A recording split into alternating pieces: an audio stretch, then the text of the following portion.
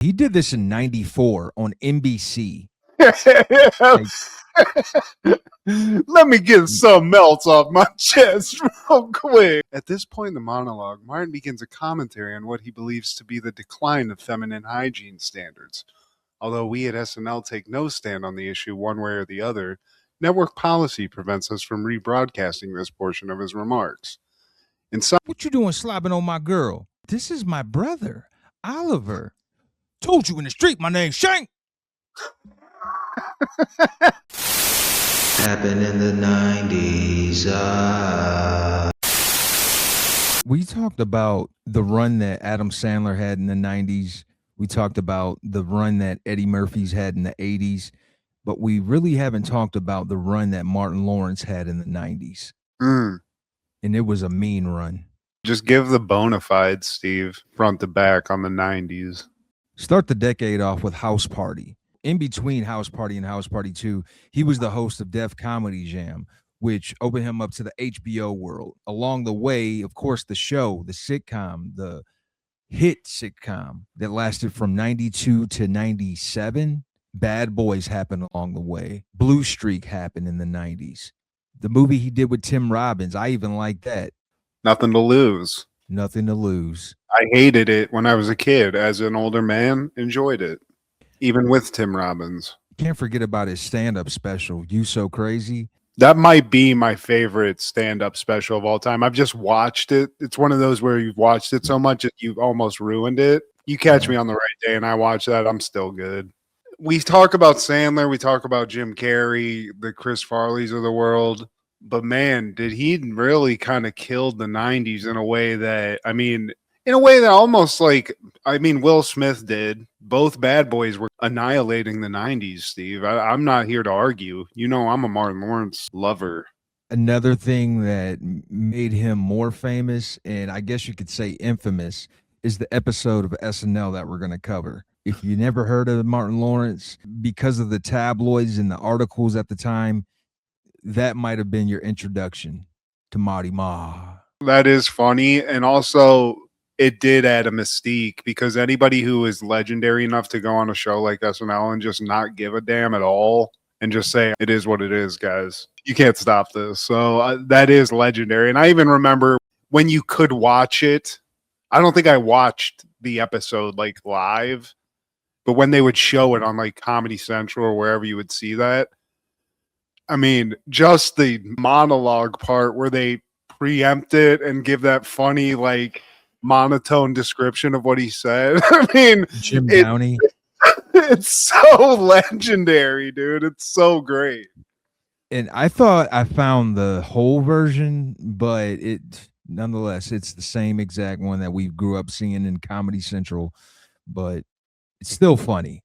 I see what we're missing. We'll get to it, but yeah, it is disappointing. You just can't watch it. It would be fun to, like, even if they uncensored it and you just got to see what could have been, because it's now, and what he was saying is fairly tame. He did this in 94 on NBC.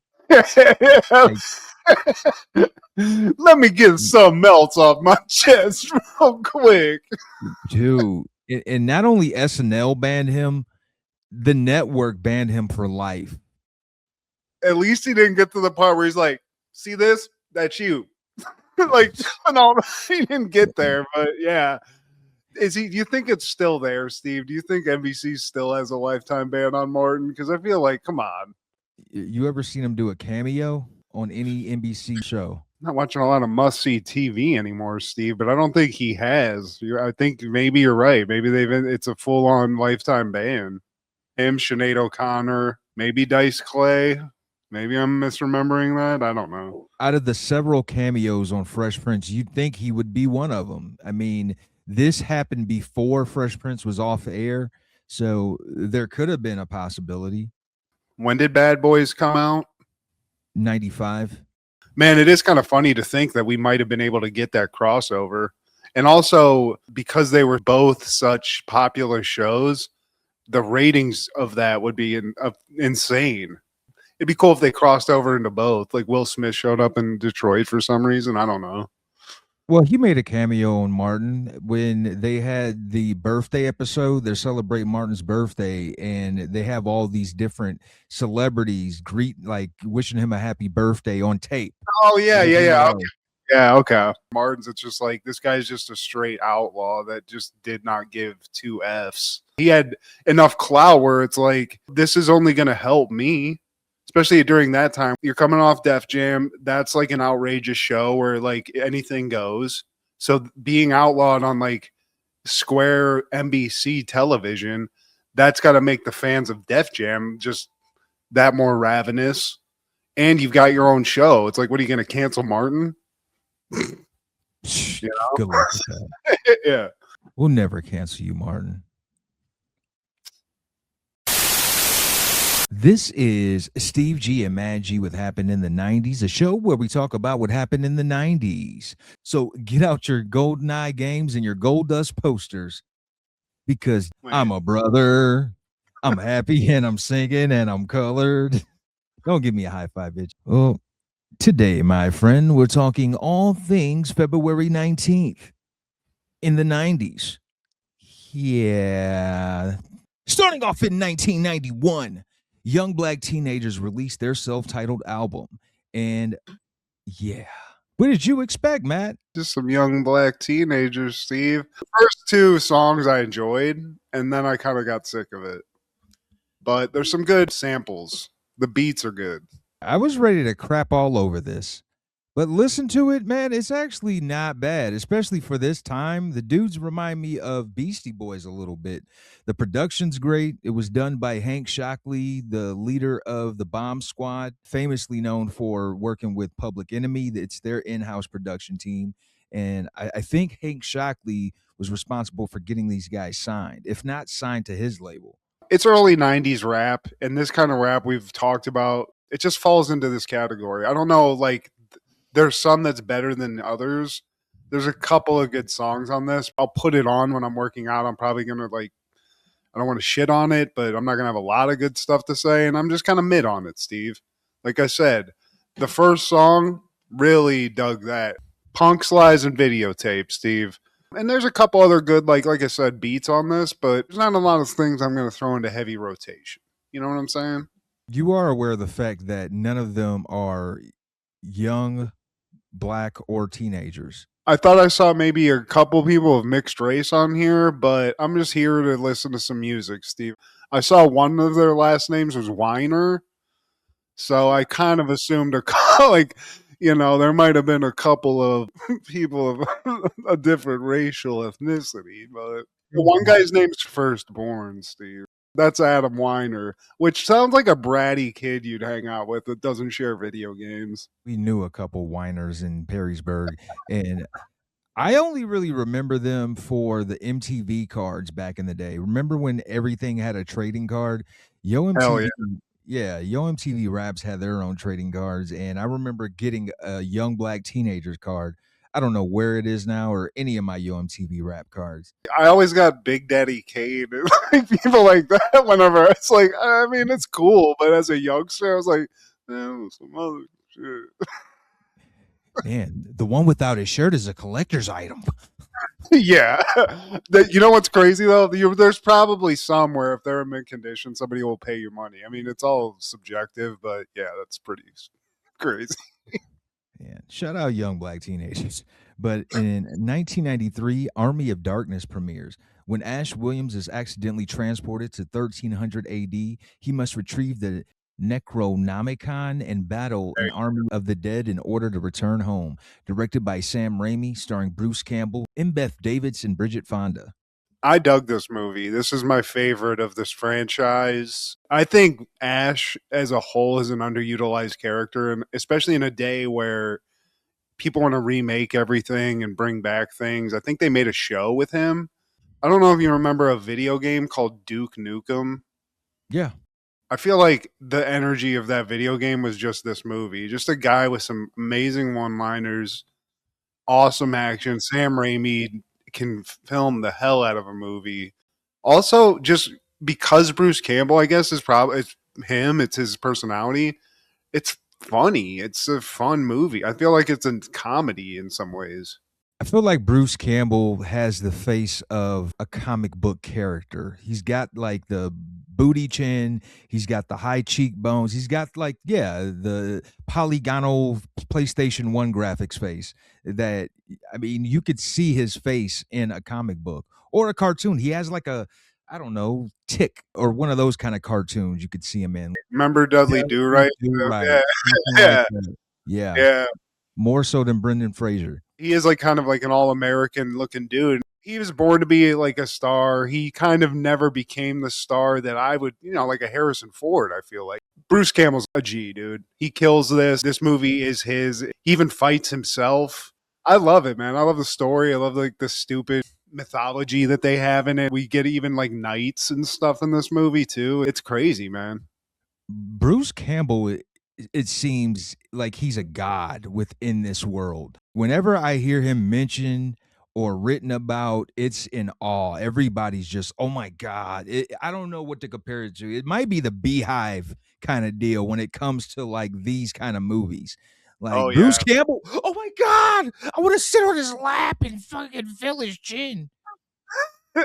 He's got personality, man. He's the total package. And the other ones were cool and had their place. I mean, honestly, Evil Dead 1 and 2 are basically the same exact movie with like one has more of a budget. But this movie, it went so far above the other two. And this is a very quotable movie, too. So I think for like horror movie fans and just like whatever you want to call this, like action movie fans, it's one of those it's almost like Boogie Nights for us, where you can just like keep quoting this movie. There's just so many funny, awesome lines in it. And when you have a director like Sam Raimi, who has a very like cool style that is very much on display in this movie too, I mean, it all adds up. I just remember being blown away by this movie when I was younger. It is kind of surprising. You think it's going to just kind of be cheesy, but then you just like by the end of it, you're like, damn, this is fucking good.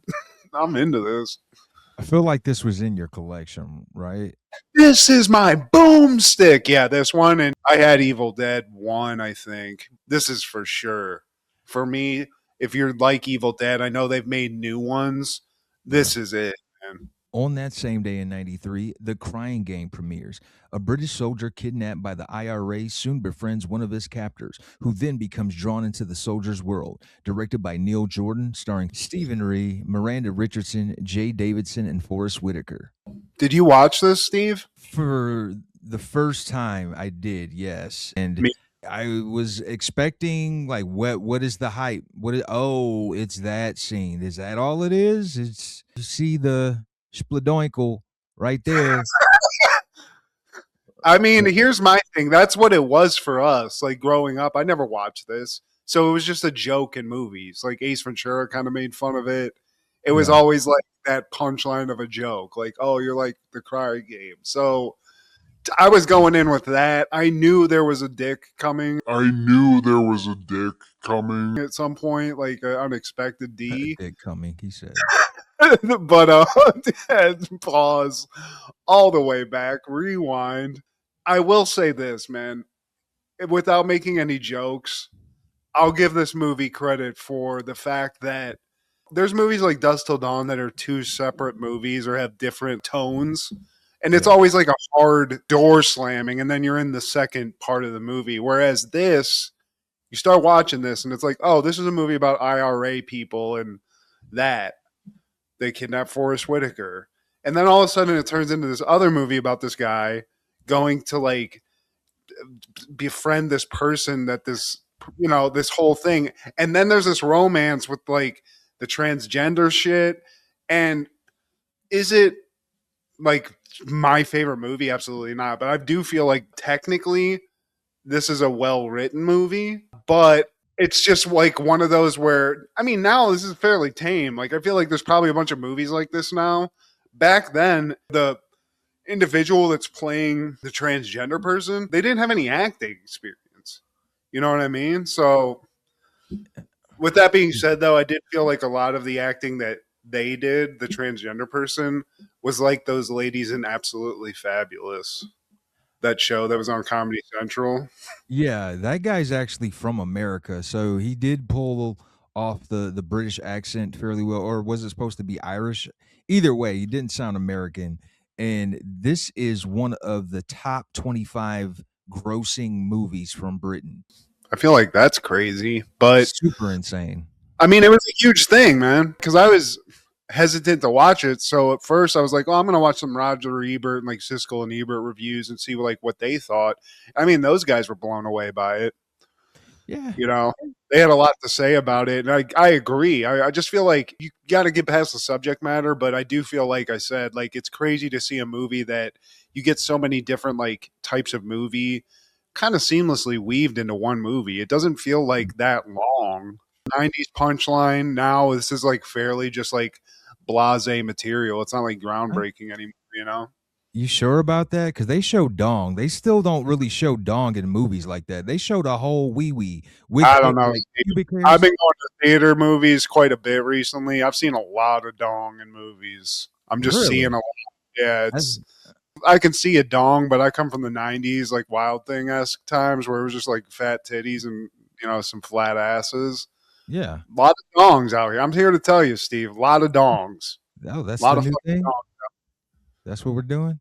That following year, 1994, Saturday Night Live is airing season 19, episode 14, with musical guest Crash Test Dummies and your host, Martin Lawrence. Once there was this guy who had his own sitcom and then came on SNL. There That's we it, go. Steve. I'm pretty good at that. Crash Test Dummies, I can definitely kill at a karaoke. This doesn't start with Martin or Crash Test Dummies. This starts with Rob Schneider, Steve. Rob Schneider, who I hate now, but I love seeing him as Jeff Gillooly, Steve. And we get a message from Jeff Gillooly in the beginning of this. There's a new Clinton healthcare plan, Steve. This happens all the time. So Jeff, he's got a lot of unanswered questions about this Clinton healthcare plan.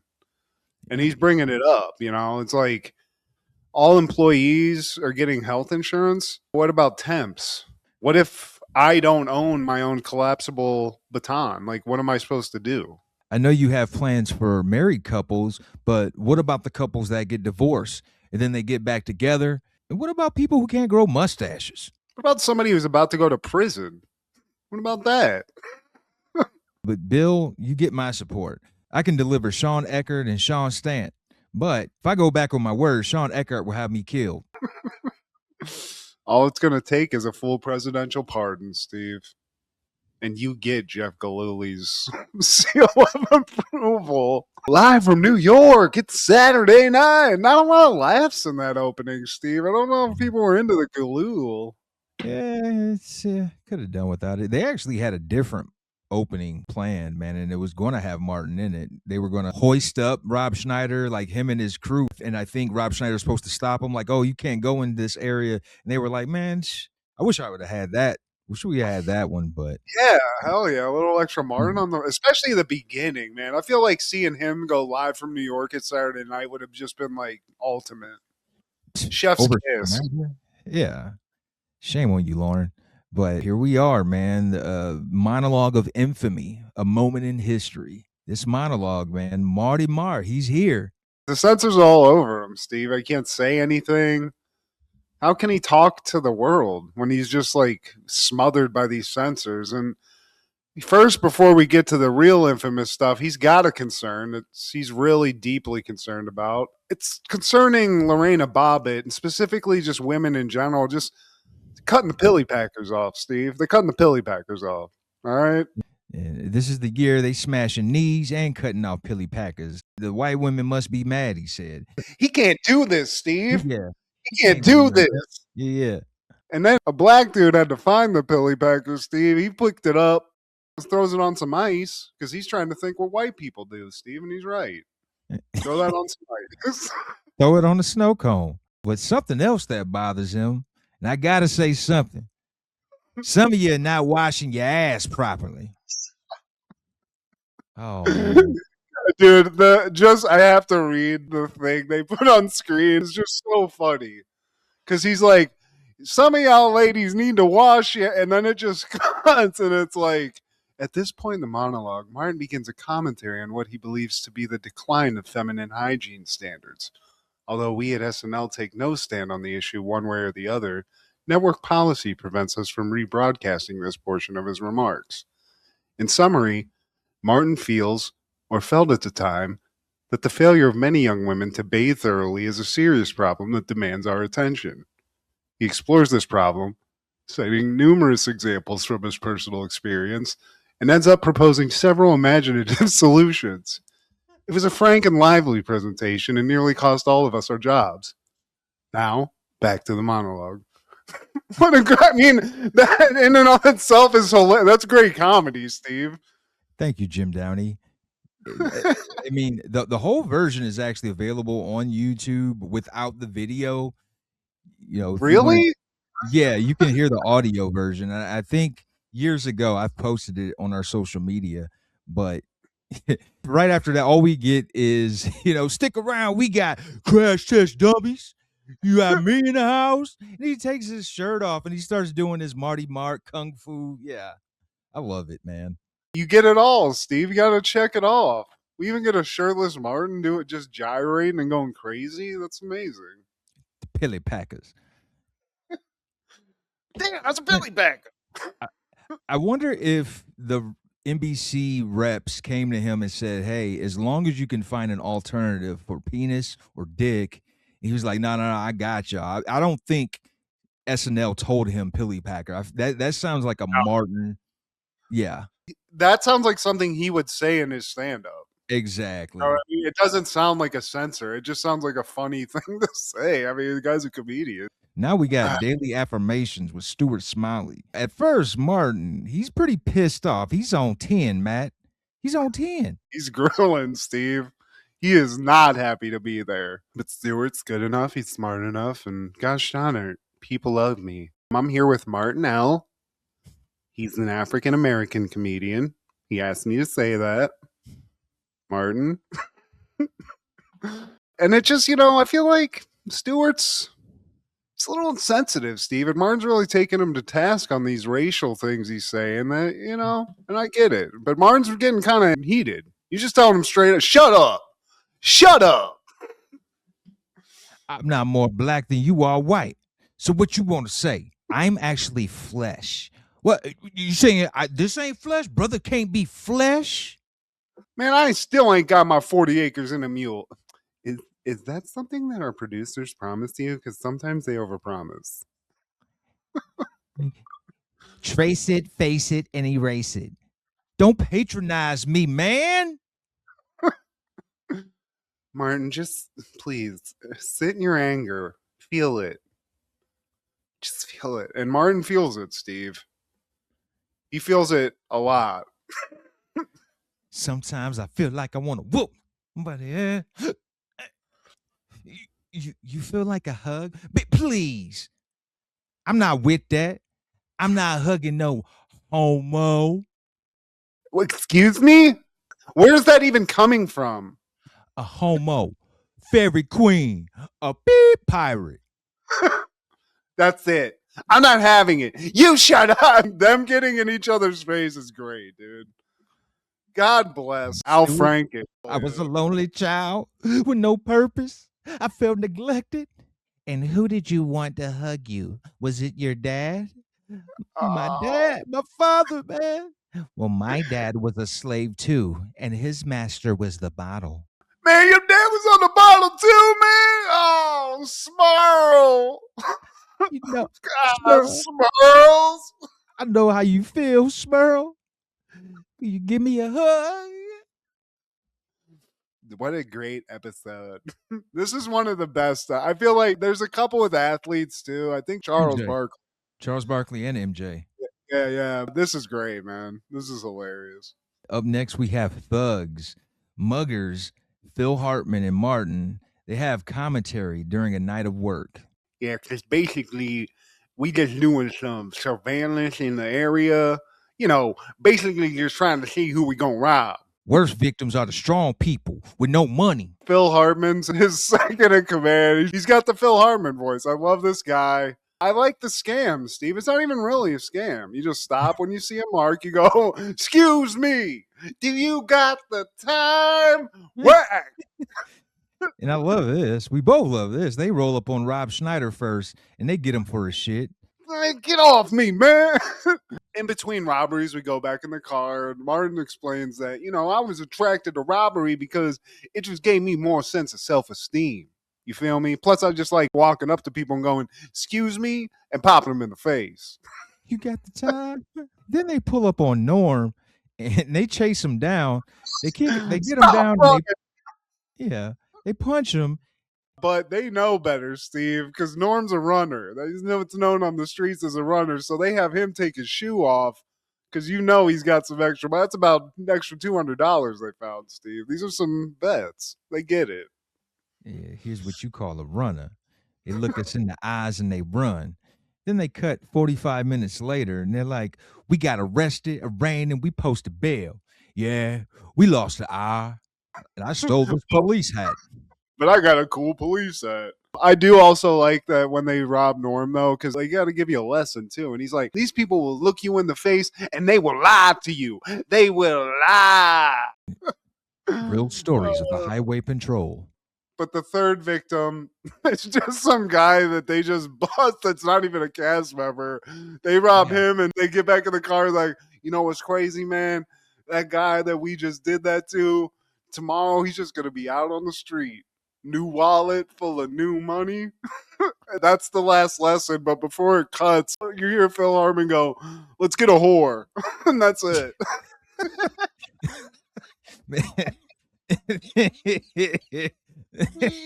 And then we got the weekend update. It's got some decent ones on there, man. Kevin Nealon, of course, he's still the news anchor. Started off talking about Tanya Harding, blah, blah, blah, Nancy Kerrigan, blah, blah, blah. Which it's funny because Nancy Kerrigan ends up being a host.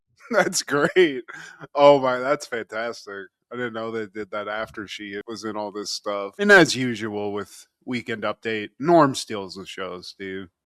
Here to talk about MJ, and he's sick and tired of people dragging MJ's name. Of course, he's not perfect. Nobody is. He might be guilty of stringing little boys along. I'll give you that. But he's no plagiarist. Sure, he's guilty of methodically seducing young boys. But plagiarism, it's just not in his character. Sure, he's raping kids in the butt. Not a plagiarist. And plus, the person who said that he plagiarized is a 40-year-old woman. When would he ever come in contact with a 40-year-old woman? He's a child molester. Am I wrong? Yes, you are. Dude. I feel bad. I get it. We got to reenact this stuff, but damn it. He said it, Steve, not us. He said it. Hollywood Minute. Also, we get that. David Spade. I feel like this had some of the ones that I remember most, maybe just because I love this episode a lot, but his joke about the Pelican Brief is great, where he's like, I finally got around to seeing the Pelican Brief, and about 2.5 hours in, I was thinking the word brief should be nowhere near this title of this movie. My Father the Hero. Gerard Depardieu. Please. Yeah. They even have a hammer slant. Like we referenced that last week, man, where it's around this time, man, he started being the punchline of jokes where, he's like, Hammer's got edge now. But what we need you to do is get back into the puffy pants and just walk away. Walk away in those puffy pants. And then he just calls Ann Wilson of the band Heart fat. He's like, Ann Wilson, are those her ribs that they put on the Flintstones car in the beginning of the show? That's it. There's no joke other than that. That's crazy. When he talked about Hocus Pocus, he said something about his nephew waking up from a dream, or he watched it. And he was like, how did they get financing? I did like the part where I think it was Kevin Nealon talking about Roseanne, saying that she has multiple personalities and they're all good eaters. Yeah, just rampant fat humor. I'm here for it. Shit. Same. It was a good episode, and I do think the reason all this is so memorable to me is because I watched this so much. Like, same. I just tried to find it all the time. Ironically, they would still re-air this on Comedy Central, even though it's kind of messy. It's got some slime on it, but obviously they would run the condensed, censored version. But my favorite skit might be this next one, the Scared Straight. Matt Foley and fellow prisoner Deshaun scared juvenile delinquents straight. I like when they started putting Matt Foley in like these odder situations. Like this isn't just like a family intervention speech. He's in jail. You know, it goes deeper now. The one with Christina Applegate has got to be my favorite one. Is that Billy Shakespeare over there? Rolling doobies. But this one's right up there. Phil Hartman, he's like a lieutenant. He introduces Martin, who plays Deshaun in this skit. He comes in like, "Thank you, Sherman Hemsley. We always in here looking for some new bitches." And then he has this whole like speech about a bitch on Ho Road. And then the young ragamuffin people who were played by Jay Moore, Adam Sandler, I think Rob Schneider's one of them. Yeah, David Spade's one too. But they start picking holes in his B.I.H. thing. I think Jay Moore's like, "Yeah, I have a question about the bitch market down on Ho Road. How much would I go for?" "Oh, a little scrumptious little B.I.H. like you? You going for about 3 packs of cigarettes." David Spade chimes in, "If I was your bitch, could I buy myself with a pack of cigarettes?" Shut up, bitch. Looking like Popeye over there. You gonna touch that Popeye? Deshaun, he's got a little friend that he's got to introduce the group to, the little OG, Cell Block 3. One, Matt Foley, that we all know and love, Steve. And he is 35 years old, thrice divorced, and I wish to God that I was living in a van down by the river. Eating nothing but coffee beans. They all your bitches now, Matt. Now, as Deshaun told you, currently serving 3 to 5 years for non-payment of alimony. Sold 7 bitches to the homie in the cornrow. Yeah. Deshaun, looks like we got a B.I.H. I just love how he says B.I.H. I guess Jay Moore wrote about this sketch a lot and was just talking about the behind the scenes. Like, you know how Matt Foley's all wet in this? Like, he just did that. You realize, like, when you hear about SNL, a lot of times these guys are just messing with each other to, like, get each other to break. So he did that. There was another, like at the end, I guess they all dogpiled on Chris Farley, so they couldn't continue the sketch. But he was so powerful, Steve, that he pushed everybody off of him and finished the sketch. That was apparently his thing. He was notorious for like intentionally making the castmates break. It's almost like a cool added layer that when you are a fan of the show, and obviously you see people break and stuff, but it's just fun to know, like within the elements of that show, that they're just sitting there like kind of having fun with each other. Like, man, I bet I could just get him to crack up real quick. Just fuck this sketch up. I like how Rob Schneider is devil's advocate. He's like, "Well, you guys share a cell, right? Well, which one of you is the bitch?" Hey, me? Man. Man, I was here first. You know you my bitch. Well, looks like we got ourselves a oh, man. Just like also Phil Hartman's just standing in the background of this whole skit. You just have him there just to introduce Matt Foley and just stand there, Steve. I would have liked a little more Phil, but break that hole in the wall. Matt Foley's, he knows exactly where they need to go hide out, Steve. He's got the perfect spot. In a van down by the river. This one to me, it's still funny. It's shorter, but it's hilarious, man. Martin, he's sitting next to Tim Meadows. They play for the New Jersey Nets. Tim Meadows, he's the new 12th man that they got from the CBA. But Martin, he's the new 13th man. And he's telling Tim Meadows, "Hey, man, we're never going to get in, so don't even worry about it.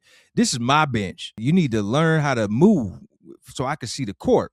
If I can't see, I say move back. You got to move back." Matter of fact, hold on one second. You want a sandwich? He's even got a picnic basket. He's got it all. Breaks out an ice pack. And Tim Meadows was like, "Man, I think that's for the athletes if they get injured." "No, man, don't even worry about that." Yo, you see that, man? That's Derek Coleman up there, man. That guy's a beast. Yo, and then Tim's like, "Yeah, man, what you doing, man? You don't know your voice." Yeah. Messing him up. I do that. We never get in, so get used to it. And right after that, Tim Meadows gets called in. Yeah, and the guy that comes out is just sits next to Martin. He's like, "Yo, man, great job, man." And the guy's like, "Wait, do I know you?" Nobody even knows him on the team. And that guy would end up being a pretty successful actor. I don't know if you've seen him before, but he had a recurring role on some cop show. I can't remember. I'll have to look it up. But do you also see Dave Attell in the background? No, I didn't see that. I can't believe it. He really is in the background. He's sitting right behind Martin. This is around the time he was the writer or one of the writers. Hell yeah. Honestly, I might not have even known that, Steve. I think you just blew my mind. I like that Martin's so used to not playing. He's got a TV, Steve. He's got his own little personal TV to hang out with. And he's watching Martin on it, which I support. Ready to watch the Martin show. And then the coach is like, you got to go in the game. Like, man, I don't want to go in. Get in the game. Just don't touch the ball. Then he comes right back on the bench, man. But Bike Messenger, I didn't expect this to be as funny. It's funnier than what I remembered, man. It's Mike Myers, and he's a bike messenger. Mike Myers is the bike messenger, Steve. He's the bike messenger. Everyone knows him. I love you, bike messenger. I cannot dally, for I am the bike messenger. He's got a lot of aplomb for a bike messenger. This isn't Puck, you know? Yeah. He takes a lot of pride in this. I must fly on like the wind. Onward I fly. Newspaper here. Would you like one? Just kidding. For my speed is too great. I like Jay Moore just had to do about 100 push-ups before this because he takes his opportunity to rip his shirt off because he goes off on the bike messenger. But throughout this, different people are like, bike messenger, I love you. And he'll say something. But I love Norm again saving another sketch where he's like, hey, this doesn't make any sense. Like, shouldn't you be way further down the road? Like, why can I hear you? Like, he's just poking holes in the sketch the whole time. Isn't he like out of earshot? And then Bike Messenger responds, he's like, see, yeah, just right there. How'd you hear me?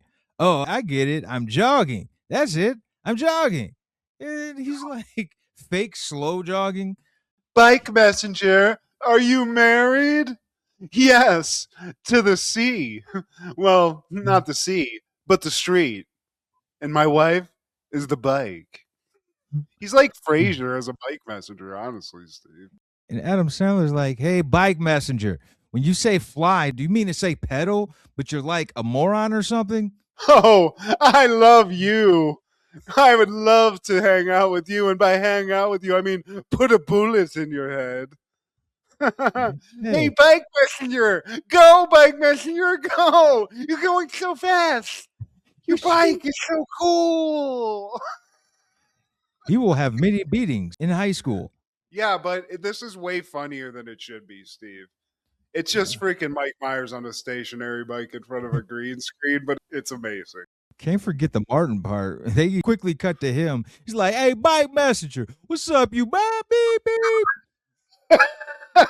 I will not. And Mike Myers had the same kind of a reaction he had when he was on the screen with Kanye, Steve. Yeah. He just goes, I think not. Yeah. Man.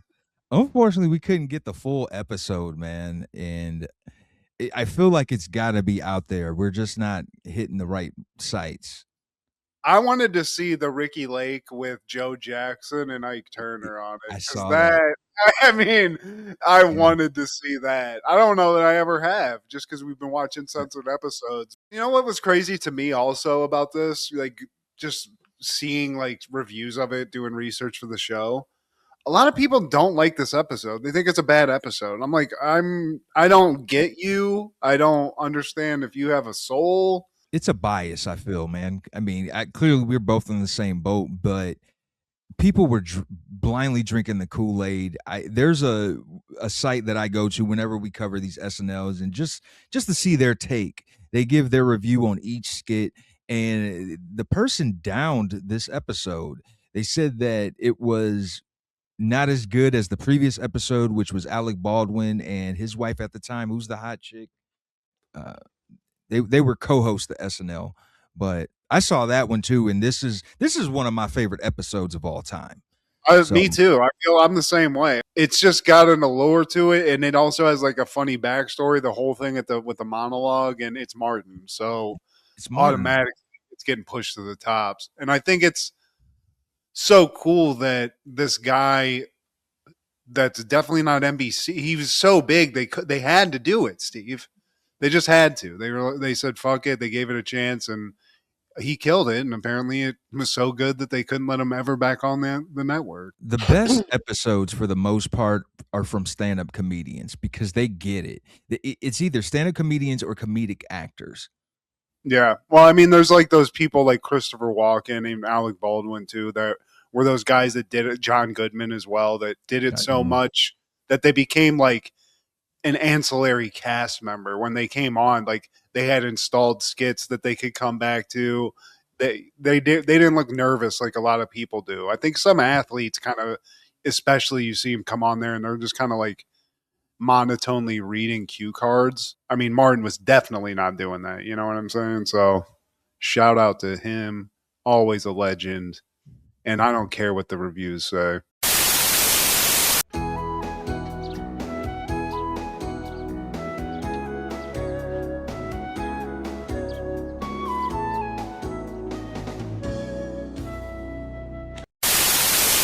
In 1995, WCW is airing Super Brawl 5. This is actually a good year. They were on an upswing in 95. They were not making money. They were in the red ever since Ted Turner bought the company, I believe, in 88.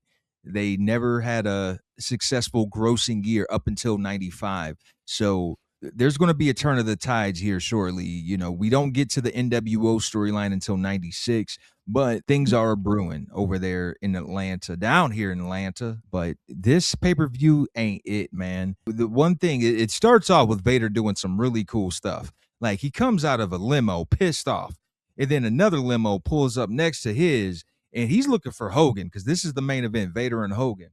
He's punking the limo driver. Man, where's he at? Is he in here? And then he goes to the back. He breaks the door handle off, and then he just punches through the limo window, man. I was like, Vader, this Vader. he wants to get his hands on Hogan.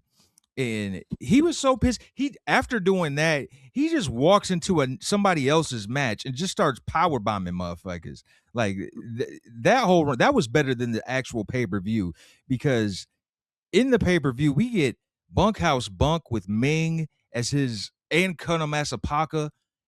They're like his proteges. I'll say. I bought a human being, y'all.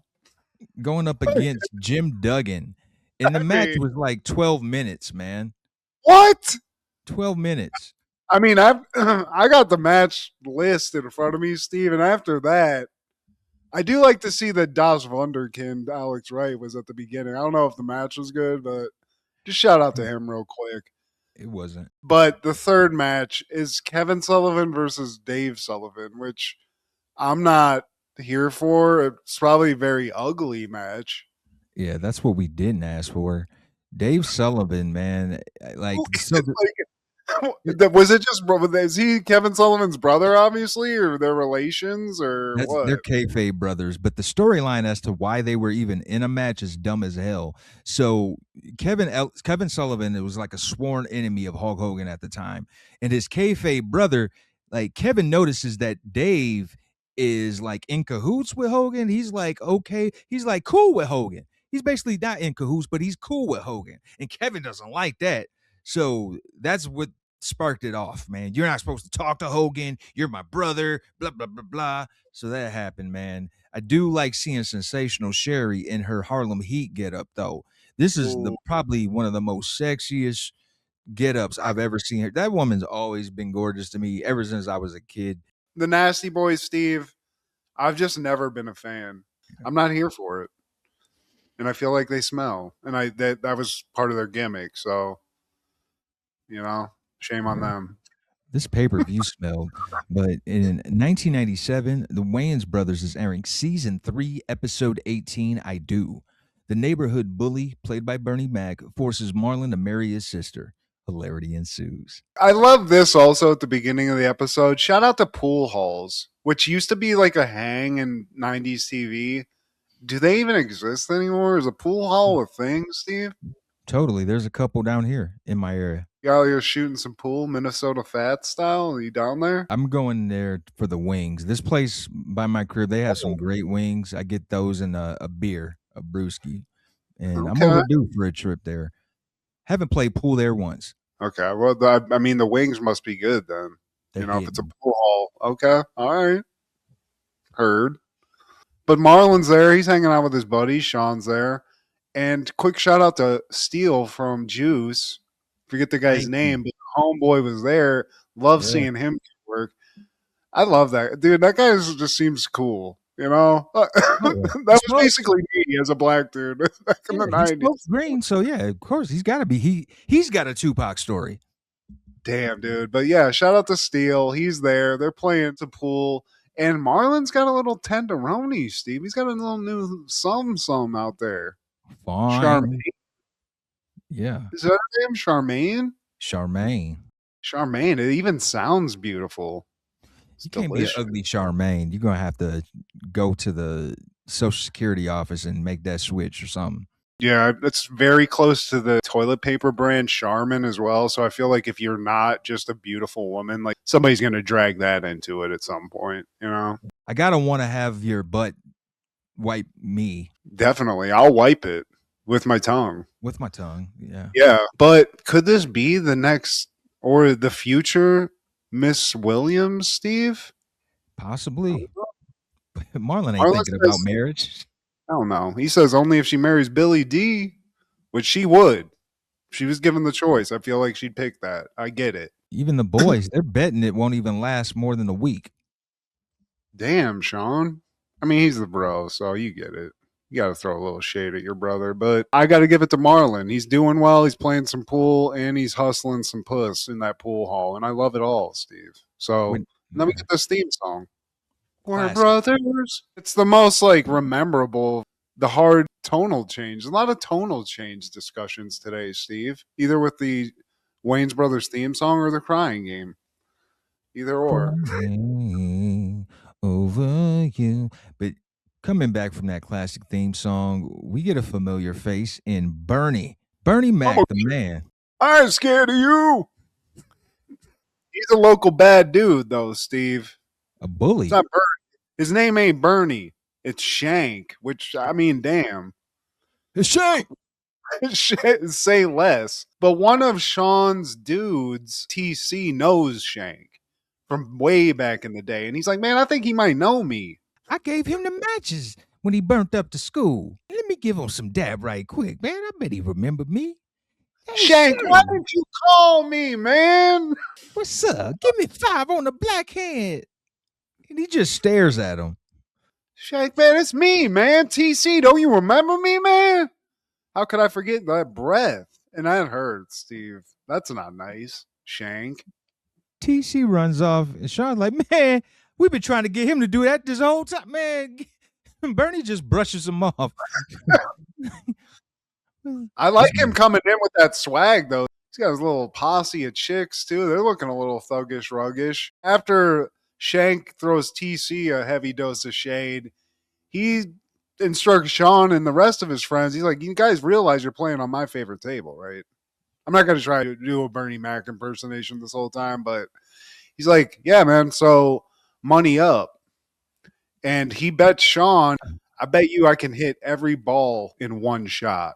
Which, how are you going to not take that bet, Steve? Even with a guy named Shank, that's a win. Yeah, because Shank, he bets 100. And Sean was like, man, I bet 200. He counts the money out. So when Shank hits the cue ball, it barely hits. And Sean's like celebrating. He's like, I won that money. And Shank's like, yeah, man, I won that money. He basically pulls a Debo, Steve. I don't see no balls. Ladies, you see any balls? Fatso, you see any balls? Man, I don't see nothing. He called him grape ape. I didn't want to say.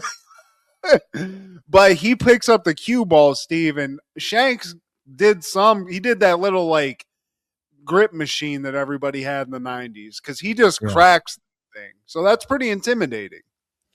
Sean, like, yeah, you're right, man. Balls? What are you talking about? I don't got any balls. Really?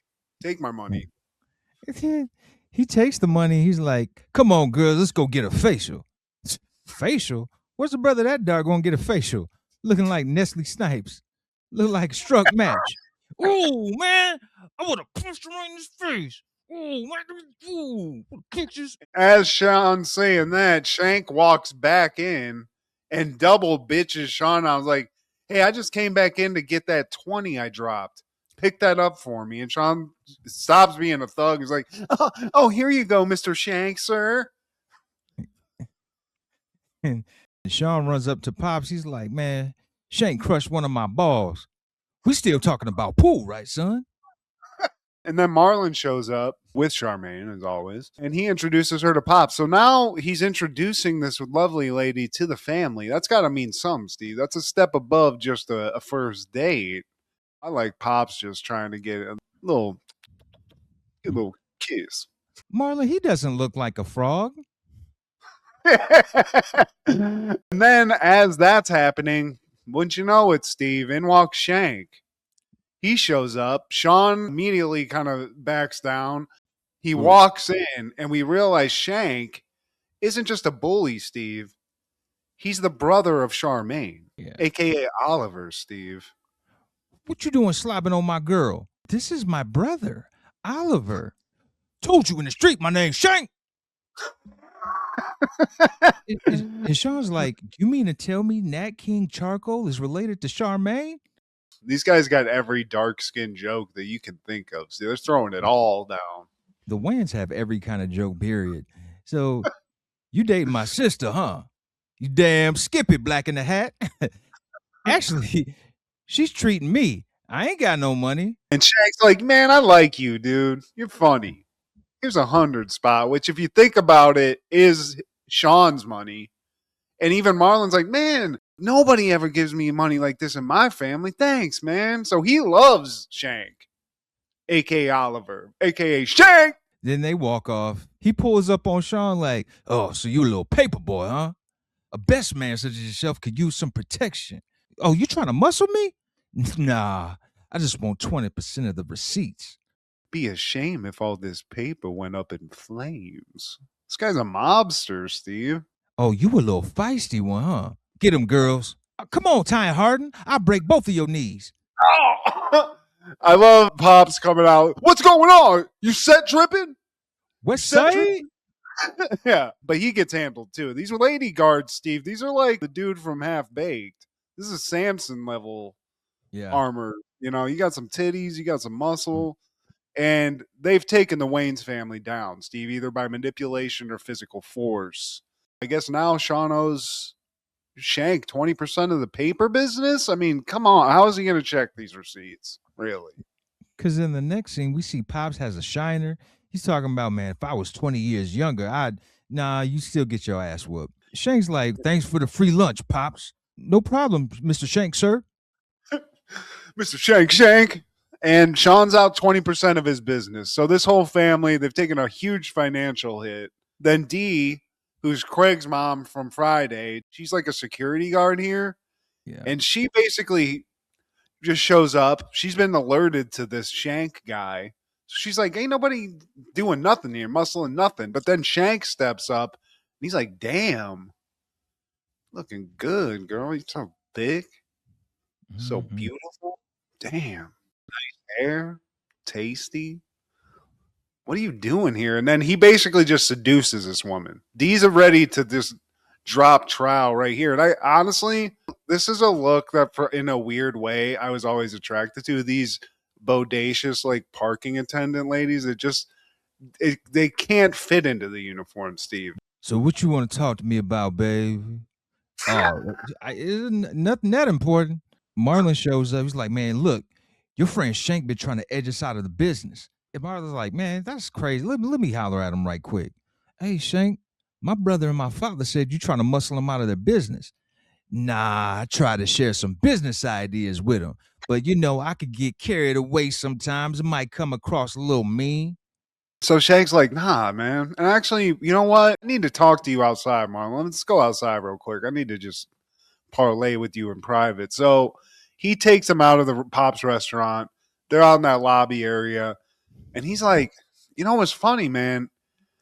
Charmaine came home so late. You guys said you were just playing Monopoly or something. And I mean, what's the deal with that? Why did you bring my sister home so late last night? And they get into this discussion. And for some reason, Marlon he's very comfortable with Shank. Because Shank's like, man, you could be honest with me, man. Did you do something other than play some Monopoly? Marlon's like, yes. I broke her off, son. I mean, damn. Oh, you broke her off? Oh, I ain't mad at you. No, I ain't mad. Can I be mad at my future brother-in-law? I'm talking about you and my sister. Y'all getting married. What? This is bad. This is definitely a shotgun wedding, Steve. So Marlon's like, what are you talking about, man? Marriage, what are you talking about? He's like, well, here's the deal. You're going to be husband of the year. You're going to be father of the year. You're going to be everything. You're going to be the best husband of all time. And if you don't, remember that cue ball? I'm going to pop your cue ball, basically. Yeah. Unless you get married and do it all. So now Marlon's into Shank's pocket as well, Steve. The whole Wayans family at this point just being led around by Shank, Steve. And Charmaine's not supposed to know. What if I told you I'm not doing it? Well, I'll take you down and your cockeyed daddy.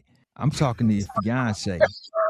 So Charmaine comes in and Shank tells her, I'm talking to your fiance. He just asked for your hand in marriage. Jesus, Shank. So now Charmaine's like, what? And Marlon's like, oh, man, I don't even got a ring. So Shank pushes him down. He's like, here, you can have one of mine. It's like, oh, thanks, Shank. Thanks a lot, bro.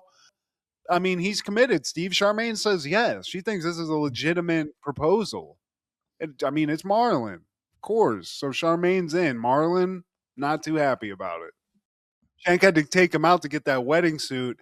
Basically, Shank reiterated during that trip that if he doesn't go through with this marriage and lock it up, he's going to burn it all down. Paper, Pops, Marlon, it's all going up in flames. And now we're at the wedding in a polyester suit. It looks great, by the way.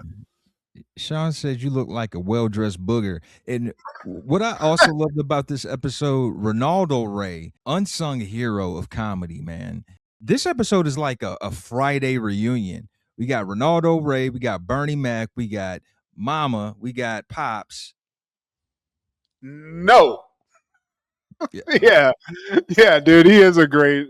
I love the brevity of the wedding ceremony too, because he just basically gets up there, asks if anybody has any objections, and then he's like, "Y'all married."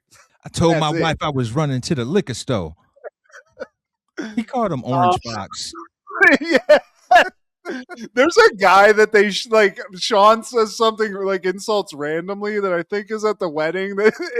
Clearly, it was just a guy in the background that he just ripped on. It was so funny and everybody laughed. But the wedding ceremony, it's about to wrap up, and Marlon's just fingers crossed somebody's gonna have an objection to this because he can't. So he's hoping somebody's gonna stand up. He hopes Pops makes a noise. He's like, "Oh, you got an objection?" And Pops is like, "No, I just got a little bit of something in my throat."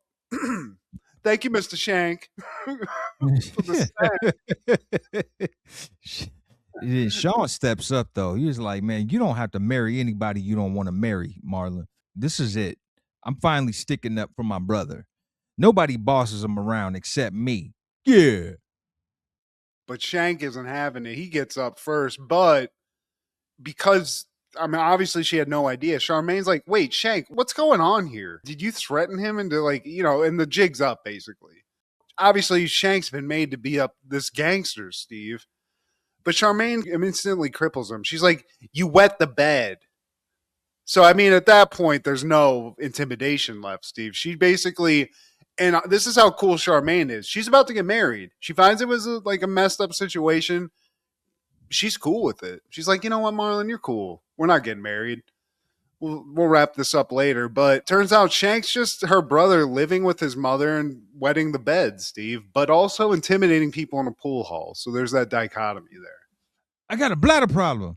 And then in the closing, they're trying to buy parts of Marlon's suit. I think Pops offers $20. for the whole shebang. But then that Yeah. TC guy's like, man, I'll give you 20 for the pants.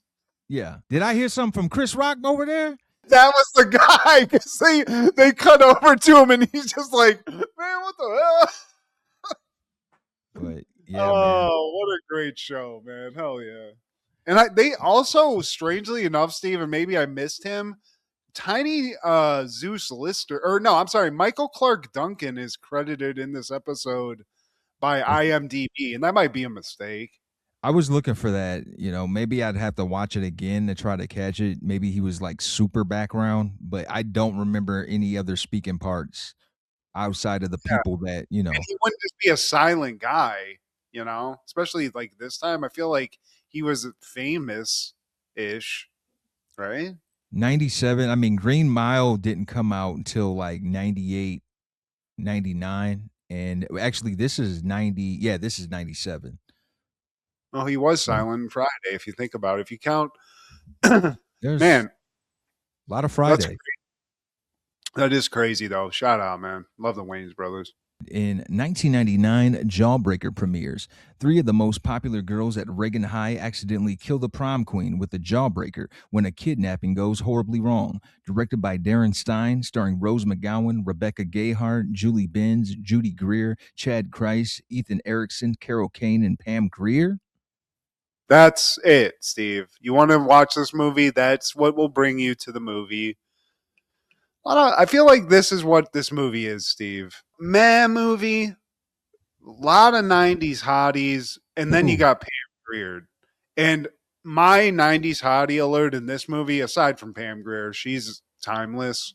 Rebecca Gayheart, dude. I forgot, Steve.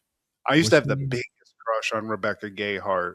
You just got to look her up. I think she's the one that goes against Rose McGowan. I know who she is, but wasn't she the Clarisil girl or something like that for a while? Or Noxzema? She was maybe. I don't remember the commercial, but I just remember like this is one of the ones. She made me feel stuff for sure. Rose McGowan was for me, man, and especially in this movie because Matt, you already know, man, she's dark.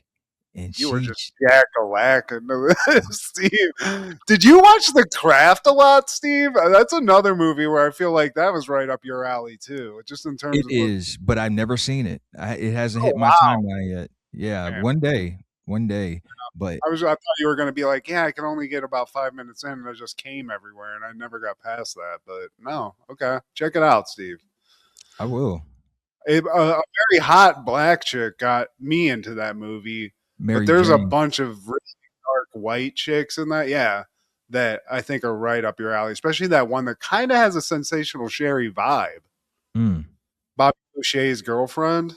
You know what I'm talking about. Yeah, she's perfect for that. Yeah, but Jawbreaker, though, man, great movie. First time watching this. This is another one of those things that kind of reminds me of Perrysburg. I feel like we went to school with some chicks like this, minus the killing part. Maybe they did, and just daddy had money and they could cover up stuff. But yeah, and I also think I just feel like a lot of girls really enjoyed this movie. Like this was a movie that I never really watched, but I remember watching it because I was either dating somebody that was into it, or it was just like on. But I feel like for what it is, I'm not a huge fan, but man, a lot of hotties in it, Steve. So you can call it a good movie. I'm giving it a 6 out of 10. Also in 99, Office Space premieres. 3 company workers who hate their jobs decide to rebel against their greedy boss. Directed by Mike Judge, starring Ron Livingston, Jennifer Aniston, Stephen Root, and Gary Cole. I can't talk to my mother, so I talk to my diary.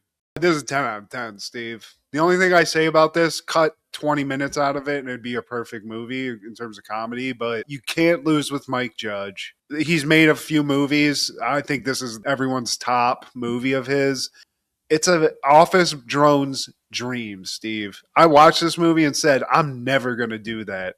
And then I've crippled myself and gotten into corporate America. This movie is exactly what I want to happen to my life.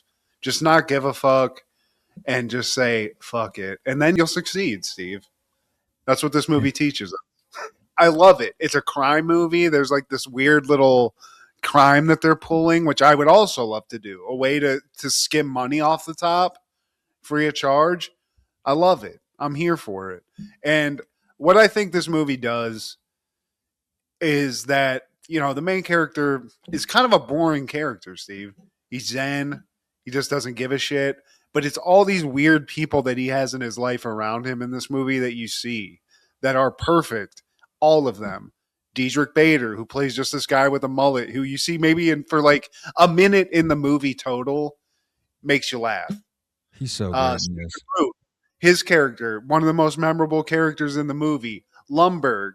Even that guy that's like the O-face guy, that guy. And the jumping to conclusions guy who tries to kill himself in his car. It's like all of it. Wilford Brimley's little brother. His name's Richard Reel, I think. Richard Reel. John C. McGinley, man, he pops up sporadically throughout the 90s. He's been around way, like Platoon. He was in Platoon. Even the guy who's at Tchotchke's, that's like the ass kiss waiter, that's like real chipper. Sounds like somebody's got a keys to Mondays. Like even that guy kills it. So that's another movie that's incredibly quotable. Samir, he's great. Mother shitter. Nah, not gonna work here anymore. Oh, by the way, that guy is Paul from Cheers. Does he look familiar? Yeah. You know his name's Paul Wilson? His name's Paul's. Paul Wilson, yeah. Shout out to Gary Cole. We've talked about him before. I didn't realize he played the dad. He played Mike Brady in the Brady Bunch movie, the spoofy movie that they brought back. Yeah, definitely. Hell yeah. He was in Talladega Nights, too. He was Ricky Bobby's dad in that. But I feel like this movie is like his all. Like this is the thing that got him everything, dude. Everyone knows Lumberg. Lumberg fucked her. Lumberg fucked her. He was in Gang Related with Jim Belushi and Tupac. Gary Cole has Tupac stories. Damn. Hey man, this guy's a legend. But he is. I don't think anybody hates this movie. No. Like I said, I think it's like a little too long in the tooth. And that's my only critique of it. But that's a small critique. And like I said, Michael Bolton, like even that one little joke is so great, man. So just shout out. And shout out to Michael Bolton for that scene where he's rapping in his car. Because it's relatable, Matt. Yeah. Not the locking of the car door, but just hardcore rapping as a white guy in your car to something. It's just not a great look. So sometimes I do turn it down. That's fair. But not when I see a black person. It's just when I see any person. Does that make sense? Totally. I did notice that Ghetto Boys was prevalently used in this movie. I think that's intentional because Mike Judge is from Texas. Ghetto Boys, they're from Houston. So he wanted to have them represent. And this is me speculating. It makes sense. That's awesome, though. That's what's cool about being a creator. You can put stuff you like in movies.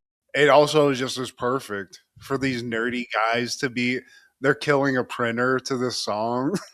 You know, like it's so good, man. It just worked. And it was a team effort. Like those guys, they basically hacked the systems, got some money from the job that they hate.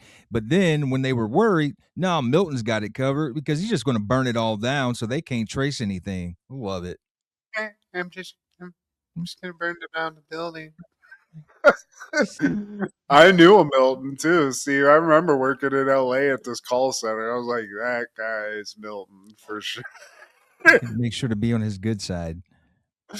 Hell yeah. But what a great movie, man. Mother shitter. Any callbacks for this week? I just wanted to just say that something I've realized as we've talked recently, Sam Raimi's come up a lot. And I didn't realize how much of a Sam Raimi fan I was. But watching Army of Darkness again, and I mean, this guy's made like Marvel movies at this point and revolutionized that as well. And it's cool to when you see these movies, like especially with a director who has like, I'm trying to think of how to like to word this. Like they have like a specific like visual style. Like Sam Raimi does these things in movies that he does in like a cheap movie, like Army of Darkness or Evil Dead. And he'll do in like $100 million superhero movie. And I just feel like that's very cool to see somebody like that get to that level. We've seen it with like Robert Rodriguez, who I'm a huge fan of. And I don't know. I just don't. I just haven't thought about movies like that a lot. It is cool to see that, man. Just shout out to Sam Raimi and shout out to Bruce Campbell, who I think, along with Michael Jai White, are two guys who just underutilized in general by Hollywood. Always said it. Michael Jai White too, a little bit more, but that's for another discussion. Steve, what about you? Two things. So Baywatch in 19 damn it. When did they air that? Well, anyways, Baywatch, they're airing the episode with Ric Flair, Hulk Hogan, Randy Savage, Kevin Sullivan. They're all in it. And the girls, they basically save Hulk Hogan. He flies off of a what is it? One of those jet skis. He falls off a jet ski trying to race Macho Man. They bring him to shore, save him, and he's there to save this children's center that was bought out by Ric Flair. And in order to save, and Vader's in this too. So in order to save the youth center, they must beat Vader and Ric Flair in a tag team match. And yeah, I wanted to cover this, but the Martin episode, I didn't want to have like 2 1 hour shows, man. I mean, it's the idea of Kevin Sullivan's in it, drowning, and they're like, somebody go save that little kid. And they get out there and like, oh God, let him just drown him. Let him die. Just let him die. The funny thing is, like, everybody else is talking like they're them. Like Kevin Sullivan, he has his getup. He's got like the crazy eyebrows and stuff. He's just uncomfortable to look at. But in 1997, Larry Sanders is airing The Roast, and Larry decides to have a roast in his honor. But the main thing I wanted to get to was Hank. He wants to chime in, but they're trying to keep him away because his jokes they're falling flat. And he gets to the point where he starts like, what do you call it when you're like, you're talking shit to the comedian? What do you? He's heckling. Gee, that's why I shouldn't smoke before these recordings, man. But yeah, he's heckling all the performers at the roast. And John Lovitz, he snaps back at him like, dude, are you trying to make a joke, Artie? What's wrong with you? Are you on something? Hey, man, I don't knock the dick out of your ass when you're. I love the panic comedian joke. I don't knock the mop out of your hand, bitch. I love that. I like John Lovitz being on the. Hey, man, are you trying to make a joke? Not John Lovitz. Like Jon Stewart. Jesus. Oh, okay. Damn. The marijuana has taken effect. It's fine. And it's late. I love it. I love that idea. Man, too many good episodes of stuff this week. It was tough, man. But I'd like to have a roast one day. But please like, share, subscribe, and comment. Please tell your sister, I'm a brother. I'm happy and I'm singing and I'm colored. Don't give me a high five, bitch. Please check out Food Show Fanatics as well as Crushgasm every Wednesday. Our guy Clark the Shark on Podcastle and Wrestling with Ronzilla on TikTok. This is Steve G and Matt G with Happened in the 90s. Matt was the fat kid, Steve was the flat kid. Life wasn't always great, but you know what was? The 90s. Happened in the 90s. Yeah!